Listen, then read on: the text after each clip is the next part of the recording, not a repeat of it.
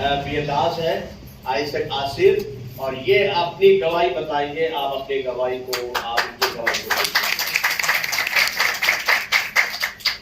It's really glad to be here in your midst at this moment. और आप लोगों के बीच में रहना मेरे लिए बड़ी सौभाग्य की बात है। And really glad to be in the place where my dad has sowed the seed. और मैं उस जगह में रहने से मैं बहुत आनंदित हूँ जहाँ मेरे पिताजी आकर और अपनी सेवकाई करके गए हैं।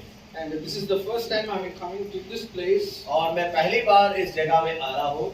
But my brother has come nearly 20 years back. और मगर मेरे बड़े भाई जो है 20 साल पहले आ चुके हैं। So I'm really glad to share few things with you that God has put in my heart. और आज कुछ बातें मैं बांटना चाहता हूँ जो प्रभु ने मेरे दिल में डाला है। We live in a world today that doesn't give importance to the church. और आज ऐसे दुनिया में रहते हैं जो दुनिया के लोग जो है कलीसिया को कोई महत्व नहीं देते। And especially COVID season has made it very flexible that people can worship from anywhere. और जब कोविड के समय में जो लॉकडाउन के टाइम आया तब ये सुविधा मिला है प्रभु को अपने अपने जगहों में खड़े होकर आराधना करें, अपने अपने घर में आराधना करें। इसी प्रकार एक योजनाओं में सब चलने के कारण But being in the church and being in the temple of God is very important, and that is what has made who I am today. और मगर आज ये बताना चाहता हूँ कि कलीसिया में रहकर परमेश्वर के उपस्थिति में रहकर एक परिवार की रीति में रहकर आराधना करना है और ये उन सारे बातों से बढ़कर उत्तम है। As my brother earlier told, in 2010 December we lost our dad in a terrible accident. और जैसे मेरे बड़े भाई ने कहा 2010 में और हमने अपने पिता को खोया, बड़ा दुख की बात वो था। In 2017 July 4th, after a long struggle, we lost our mom too. और 2017 में मेरी माता भी और प्रभु में सो गई। But in spite of all the loneliness, one thing has strengthened, that is the body of Christ. और इन सारे संघर्षों के बीच में एक बात उन्हें हमें बड़ा हिम्मत दिया, वो है कलीसिया। Just as Joshua, who was there always at the tabernacle, that I had the privilege to be by the house of God, that I am here alive today.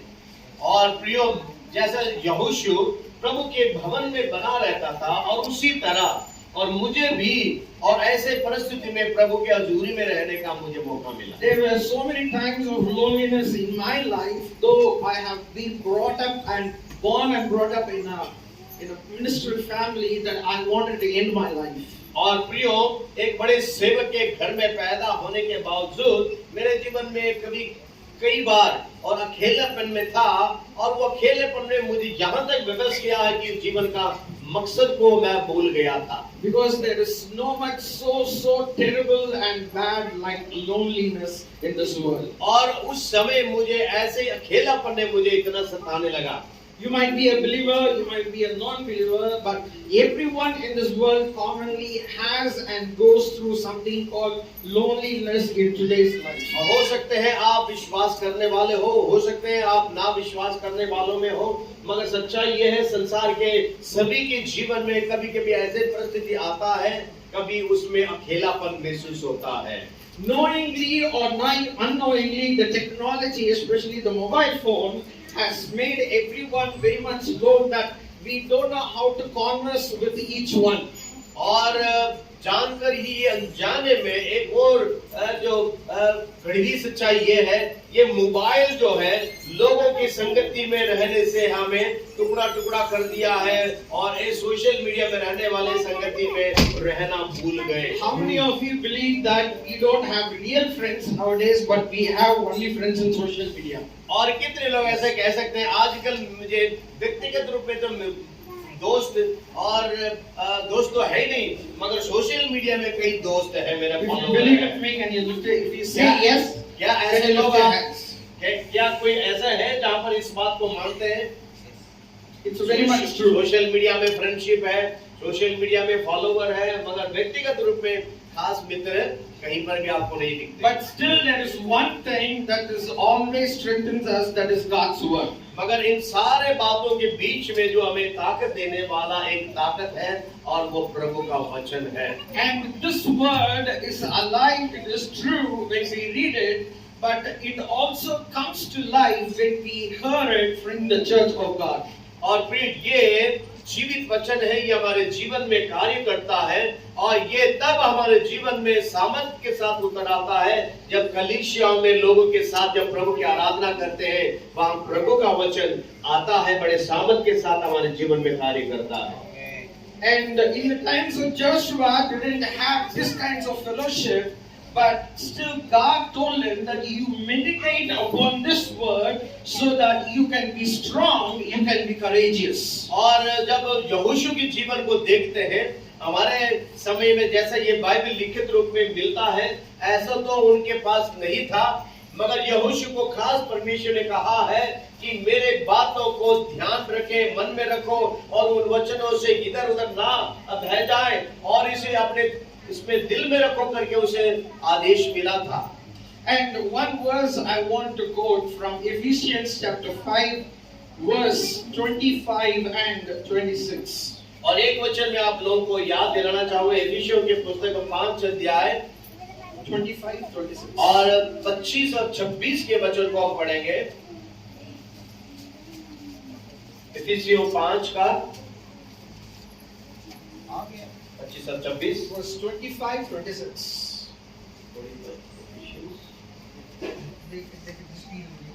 Okay, आप लोग पढ़िए। हे पतियों, अपनी अपनी पत्नी से प्रेम रखो, जैसा मसीह ने भी कलीसिया से प्रेम करके अपने आप को उसको दे दिया है कि उसको वचन के द्वारा जल के स्नान से शुद्ध करके पवित्र बनाए। आमीन। The verse number 25, it says, Christ loved the church and gave himself for the church. और ये 25वां वचन हमें ये बात बताता है, प्रभु ने यीशु मसीह ने कलीसिया से प्रेम किया और उस प्रेम के लिए उसने अपने आप को दे दिया। For God so, we read in John chapter 3 verse 16, for God so loved the entire world, but still the body, the church of Christ, when it was born on the day of Pentecost, it was set apart as a body of Christ, and it still remains the body of Christ. और आप सबों को इस बात को पता होगा कि जब पेंतेकोस्त के दिन में जब पवित्र आत्मा उतर आया, वही कलीसिया का निर्माण हुआ है और उस कलीसिया के बारे में और प्रभु यीशु ऐसे बातें कहता है। And in verse number 26 it says, he might sanctify and cleanse her, that is the church, with the washing of water by the word of God. और इस कलीसिया 26वें वचन में लिखा है कि वो उसे शुद्ध करके पवित्र बनाएगा और उस कलीसिया को शुद्ध करके पवित्र बनाएगा करके यहाँ पर लिखा है। Because Matthew 24 verse 35 it says, heaven and earth will fade, but this word will remain forever, and it is always the same yesterday, today and forever. और मत्ती 24 और 25 में हम पढ़ते हैं कि ये वचन सदा काल रहेगा, ये आसमान ये धरती तो चले जाएंगे मगर ये वचन अटल रहेगा, सदा रहेगा। I want to just end with a lesson that God taught me when during these times of loneliness in my life. और उन्हीं अकेलेपन की सदियों में परमेश्वर ने मुझे से बातें किया, कुछ बातें उसने सिखाया है, वो बातें मैं आपको बताना चाहता हूँ। And I would advise every one of you that you take time to memorize this. और मैं आप सबों को मैं इस बात का सलाह दूंगा कि समय लेकर प्रभु के वचन को पढ़ें। That is Psalms chapter 1. और भजन 1 में हम पढ़ते हैं। He says, blessed is the man who meditates upon the word of God day and night. और धन्य है वो व्यक्ति जो रात दिन उसकी व्यवस्था में ध्यान रखता है, उसकी अध्ययन करता हो। I believe it doesn't just say the 24 hours clock, that is we have a day, we have a night. It doesn't mean that we have 24 hours clock, that it goes on day and night. और हमारे बीच में 24 घंटा होता है, उसमें 12 घंटा दिन होता है, 12 घंटा रात होता है। But it also means in times of happiness, in times of loneliness, in times of pain, even during dark times of our life, we have to keep meditating upon God's word. और ये Bible में बताता हमारे सुख का समय, दर्द का समय, आंसुओं के समय, जैसे हर प्रकार की समय आ भी जाए, उनके बीच में भी ये वचन में बताता है कि वचन को ध्यान रखें, उसी पर अध्ययन करते रहे. Because after losing my mom, after 3 to 4 years, during times of loneliness, I stopped reading Bible. और मेरी माँ को जब मैंने खोया है और उसके दुख के समय से लेकर और उसके 2-3 साल में मैंने यही सीखा है कि इस अकेलेपन से दूर आने का एक रास्ता है प्रभु के वचन को पढ़ना. I had so many questions in my life. मेरे जीवन में बड़े सवालों से मैं घेरा हुआ था. Why Lord this? Why Lord this? Why through this path that you have to take me? और मैं सवालों से प्रभु से पूछता था कि प्रभु ऐसा क्यों, ऐसा क्यों, ऐसा क्यों नहीं, ऐसे हालातों में क्यों ऐसे हुआ है करके मैं पूछता. And the servant of God advised me, you fast and pray for a few days. और परमेश्वर के दास ने मुझे सलाह दिया है, तुम उपवास रखो, प्रार्थना करो. And while I was praying in the church, God reminded me this chapter that I have memorized long back when I was 15 years old. और जब मैं उस वक्त उपवास करके जब प्रार्थना कर रहा था, तब परमेश्वर ने मुझे ये वचन याद दिलाया जो 15 साल के पहले की And बात that है. is when God taught me it is not just 24 hours clock, it is every moment of your life, even when you are happy, when you are sad, when you are glad, and when you are lonely or any time, keep meditating on my word and it will strengthen you. और तब ही मैं इस सच्चाई को समझ पाया कि रात दिन का मतलब ये 24 घंटे ही नहीं, बल्कि हर समय दुख में, सुख में, हर परिस्थिति में उस परमेश्वर में, वचन में बने रहना, उस वचन की ध्यान में रहना, इसी बात को ये याद दिलाता है. उसी को मैंने सीखा है. And one person from the entire Bible who has experienced this promise is Joshua. और इस सच्चाई का और पूरा का पूरा अनुभव एक व्यक्ति ने किया है जो पूरे बाइबल में हम देखते हैं, और उस व्यक्ति का नाम है यहोशू. I just want to end with reading this verse, Joshua chapter 1, verse 8.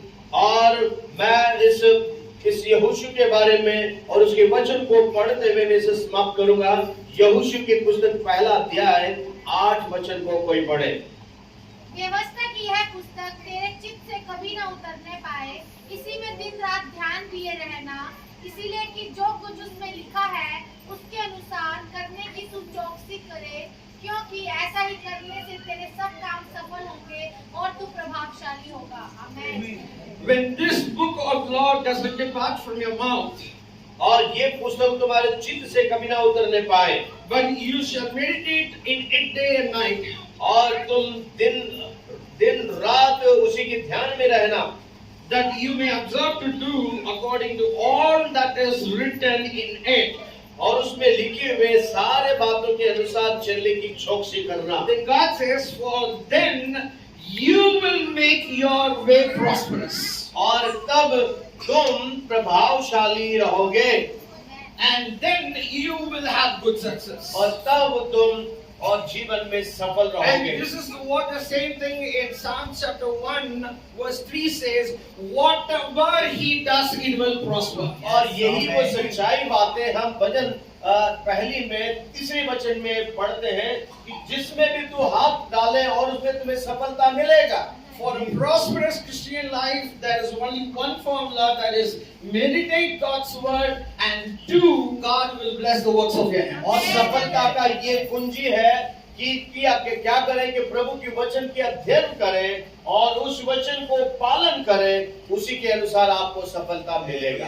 Because no one in this world can bless us. It is only God who can bless us, because He has chosen us because before the foundations of the world. और इस संसार में आशीष देने वाला कोई और नहीं है, सिर्फ एक है, और वो परमेश्वर है. क्यों वो आशीष देता है? क्योंकि उसी ने आपको और हम सबको उसी ने बनाया है. I believe that you will be able to follow this, meditate God's word, and live a prosperous life, so that not for our benefit, but people who are still living in the darkness will see you as a beacon of light or a lighthouse, and they will be drawn towards God. मैं विश्वास करता हूं कि आप लोग इस वचन की अध्ययन करोगे, सफलपूर्वक जीवन को पाओगे और आपको देखने वाले जो बेशक अनजान है प्रभु से, और उनको भी एक आप मिसाल बने, एक नमूना बने, और आपके द्वारा परमेश्वर के नाम की महिमा हो। Acts chapter 1 verse 8 says, "You shall receive power, and you shall be my witness to the ends of the earth." और प्रेरितों के काम के पहला अध्याय 8 वचन में लिखा है, पवित्र आत्मा तुम पर आएगा, तुम सामर्थ पाओगे, तुम मेरे नाम की गवाह बनोगे। When you and I become a witness, no one can deny that we serve a God who is real, who is living, and who is able to do things not no eye has seen and no ear has heard. जब हम यीशु के गवाह हम बनेंगे, सुनने वाले, और हमारे जीवन को भी देखते हैं, हमारी गवाही को भी देखते हैं, और तब इस सच्चाई को इनकार नहीं कर सकते हैं। एक परमेश्वर है और उसी के आप और हम संतान हैं। And I praise God and I thank you for this wonderful opportunity. God और bless मैं you. प्रभु का धन्यवाद देता हूँ और इस मौके के लिए